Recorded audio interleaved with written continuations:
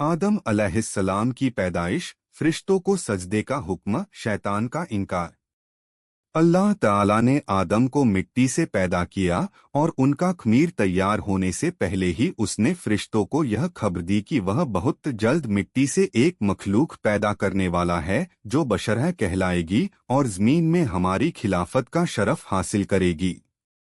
आदम का खमीर मिट्टी से गूंधा गया और ऐसी मिट्टी से गूंधा गया जो नित नई तब्दीली कबूल कर लेने वाली थी। जब यह मिट्टी पक्की ठीकरी की तरह आवाज देने और खनखनाने लगी तो अल्लाह ताला ने उस मिट्टी के पुतले में रूह फूंकी और वह एक ही वक्त में गोश्त पोस्ट हड्डी पुट्ठे का जिंदा इंसान बन गया और इरादा, शऊर, हिस्से, अकल और विजदानी जज्बात व कैफियत का हामिल नजर आने लगा। तब फरिश्तों को हुक्म हुआ कि तुम उसके सामने सजदे में गिर जाओ। फौरन तमाम फरिश्तों ने इरशाद की तामील की, मगर इब्लीस, शैतान ने घमंड और सरकशी के साथ साफ इनकार कर दिया। सजदे से इनकार करने पर इब्लीस का मुनाजरा।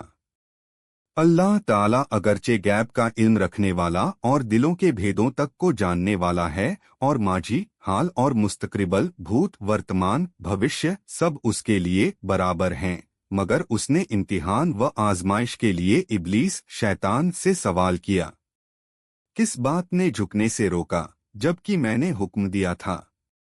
आराफ 7:12।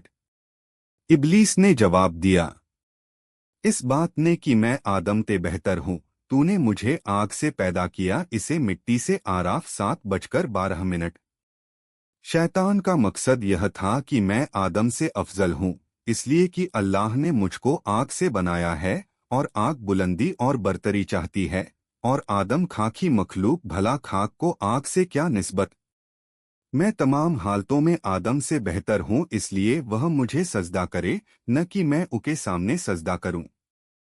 मगर बदबख्त शैतान अपने घमंड में चूर होने की वजह से भूल गया कि जब तुम और आदम दोनों अल्लाह की मखलूक हो तो मखलूक की हकीकत खालिक से बेहतर खुद वह मखलूक भी नहीं जान सकती। वह अपने घमंड और गुरूर में यह न समझ सका कि मर्तबा की बुलंदी और पस्ती उस माद्दे की बुनियाद पर नहीं है जिससे किसी मखलूक का खमीर तैयार किया गया है, बल्कि उसकी उन सिफ्तों पर है जो कायनात के पैदा करने वाले ने उसके अंदर रख दिए हैं। बहरहाल शैतान का जवाब चूंकि घमंड और गुरूर की जहालत पर कायम था, इसलिए अल्लाह ताला ने उस पर वाज़ेह कर दिया कि जहालत से पैदा होने वाले घमंड व गुरूर ने तुझको इतना अंधा कर दिया है कि तू अपने पैदा करने वाले के हक के एहतराम से भी मुनकिर हो गया, इसलिए मुझको जालिम करार दिया। बस तू अब इस सरकशी की वजह से अब्दी हलाकत का हकदार है और यही तेरे अमल का कुदरती बदला है। इब्लीस ने मोहलत तलब की। इब्लीस ने जब देखा कि कायनात के पैदा करने वाले के हुक्म के खिलाफ करने, तकब्बुर और अल्लाह पर जुल्म के इल्जाम ने हमेशा के लिए मुझको अल्लाह रब्बुल आलमीन की आगोश रहमत से मरदूद और जन्नत से महरूम कर दिया, तो तौबा और नदामत की जगह अल्लाह से यह दरख्वास्त की कि क़ियामत आने तक मुझको मोहलत दे और इस लंबी मुद्दत के लिए जिंदगी की रस्सी लंबी कर दे।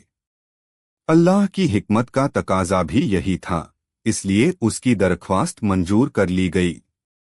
यह सुनकर अब उसने फिर एक बार अपनी शैतानी का मुजाहरा किया, कहने लगा, जब तूने मुझको मरदूद करार कर ही दिया तो जिस आदम की बदौलत मुझे यह रुसवाई नसीब हुई, मैं भी आदम की औलाद की राह मारूंगा और उनके सामने, पीछे, आसपास और चारों ओर से होकर उनको गुमराह करूंगा और उनकी अक्सरियत को तेरा नाशुक्र बना छोड़ूंगा। अलबत्ता तेरे मुखलिस बंदे मेरे फरेब के तीर से घायल न हो सकेंगे और हर तरह महफूज रहेंगे। अल्लाह ने फरमाया, हमको इसकी क्या परवाह, हमारी फितरत का कानून मुकाफाते अमल और पादाशे अमल अटल कानून है। बस जो जैसा करेगा वैसा भरेगा, और जो बनी आदम मुझसे रूगरदानी करके तेरी पैरवी करेगा वह तेरे ही साथ मेरे अजाब का हकदार होगा। जा अपनी जिल्लत और रुसवाई और खराब किस्मत के साथ यहाँ से दूर हो और अपनी और अपने पैरोकारों की अब्दी लानत जहन्नम का इंतजार कर। आदम अलैहिस्सलाम और दूसरे फरिश्ते। आदम अलैहिस्सलाम की खिलाफत। जैसा कि पहले बयान किया गया है, जब अल्लाह ताला ने हजरत आदम अलैहिस्सलाम को पैदा करना चाहा तो फरिश्तों को खबर दी कि मैं ज़मीन पर अपना खलीफा बनाना चाहता हूँ जो इख्तियार और इरादे का मालिक होगा और मेरी मीन पर जिसका तसर्रुफ इस्तेमाल का हक हासिल करना चाहेगा कर सकेगा और अपनी ज़रूरतों के लिए अपनी मर्जी के मुताबिक काम ले सकेगा। गोया वह मेरी कुदरत और मेरे तसर्रफ इस्तेमाल व अख्तियार का मजहर होगा।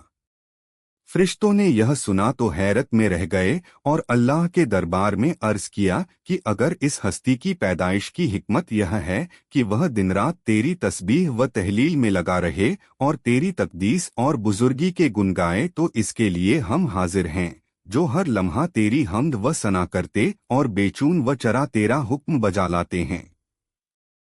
हमको तो इस खाकी से फितना व फसाद की बू आती है।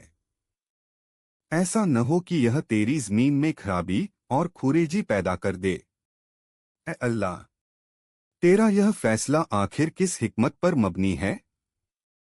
बारगाहे इलाही से एक तो उनको यह अदब सिखाया गया कि मसखलूक को खालिक के मामलों में जल्दबाजी से काम न लेना चाहिए और उसकी जानिब से हकीकत हाल के जाहिर होने से पहले ही शक व शुबहा को सामने न लाना चाहिए, और वह भी इस तरह कि इसमें अपनी बरतरी और बड़ाई का पहलू निकलता हो। कायनात का पैदा करने वाला इन हकीकतों को जानता है जिनको तुम नहीं जानते, और उसके इल्म में वह सब कुछ है जो तुम नहीं जानते।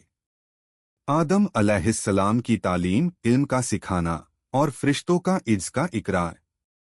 इस जगह फरिश्तों का सवाल इसलिए न था कि वे अल्लाह ताला से मुनाजरा या उसके फैसले के मुतालिक मूशगाफी करें, बल्कि वे आदम की पैदाइश का सबब मालूम करना चाहते थे और यह कि उसको खलीफा बनाने में क्या हिकमत है।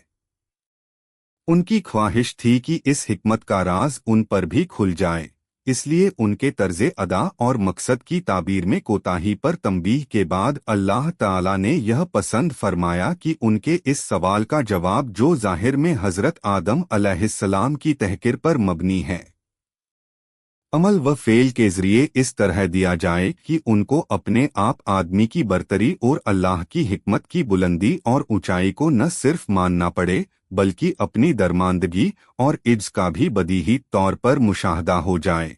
इसलिए हज़रत आदम को अपनी सबसे बड़ी मर्तबे वाली सिफत इल्म से नवाजा और उनको चीज़ों का इल्म अता फरमाया, और फिर फरिश्तों के सामने पेश करके इरशाद फरमाया कि तुम इन चीज़ों के बारे में क्या इल्म रखते हो।